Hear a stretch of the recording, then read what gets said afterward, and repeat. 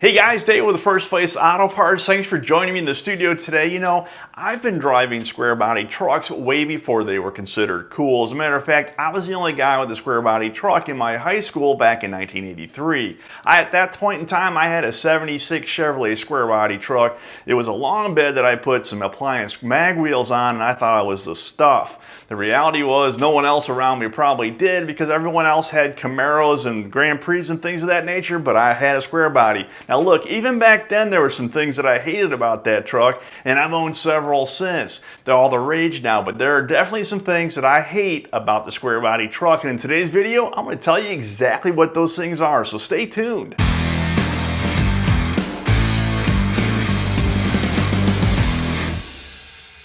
Okay, I've owned everything from pretty much the earliest square body, the 73, all the way to an 87, the last generation of the 1500 of the square body. And the very first thing that I hated most about every one of those trucks, quite honestly, was the lack of power or lack of performance. Look, the 350 Chevrolet back in 1973-74, it was lucky to put out 180 horsepower and not much more torque. The reality was it took 410 gears to be able to pull any kind of a trailer at all. The motors that were offered in the square body trucks all the way through its genesis from 73 to 87, look, they were weak. They had very little performance, and not only that, I got tired of getting run over or run by on the interstate in today's traffic. Those non-overdrive transmissions, look, they may have been pretty strong in the Turbo 400 version, but the reality is the combination of no horsepower and no overdrive transmission is definitely something that I hate about the early square body trucks. And the thing that I hate about the square body trucks, and it has just one word, and it's rust. Rust, rust, and more rust.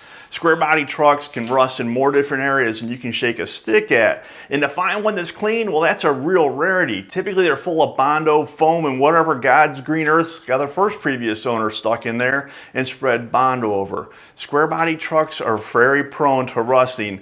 Rocker panels, above the wheel well openings, in the bed area, below the cab corners, under the battery tray and the inner fender well. Square bodies rust like nobody's business. They were put together in a time when the OEMs, they didn't really think about rust preventative very much. Even all the way up into 87, it's rare to find a straight, solid square body. Typically, there's a lot of replacement panels are out there, and there's out there for a reason, because you got to use them. So the third reason I hate the square bodies, and I need a tetanus shot every time I buy one and work on one, and I live in Georgia where it's good weather and we don't have salt, is because of the doggone rust. And the final thing that I hate about the square body trucks, and that is simply that they're too popular right now. The reality is the values have gone through the roof. I can't really own more than one and make it make sense. And the reality is the one I have is worth so much now that I'm starting to look around at selling it, and I have to judge what else I'm going to buy. Look, the pricing on square body trucks,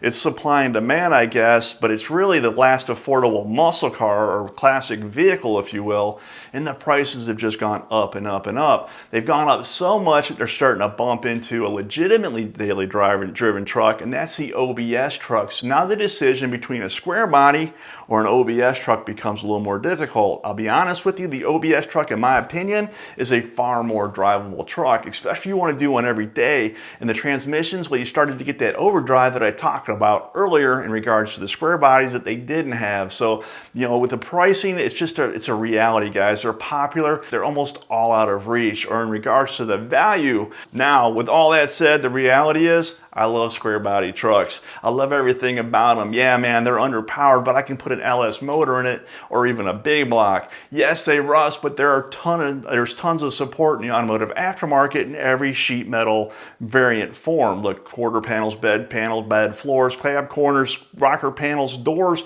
you name it, they're available for the square body. They're holding their values, and if you have a square body now, hold on to it, because if you sell it, you're just going to have to replace it later on when you realize you selling it was a big mistake. Guys, I appreciate you watching this video, and the next time you need parts to rebuild your square body truck, go to the First Place Auto Parts website. Check us out. We've got the latest and greatest restoration performance parts for your classic American muscle car truck. It's super easy to find at fpautoparts.com. Guys, there we have everything you need. I appreciate you watching this video, and until next time, keep the hammer down and keep it between the guardrails.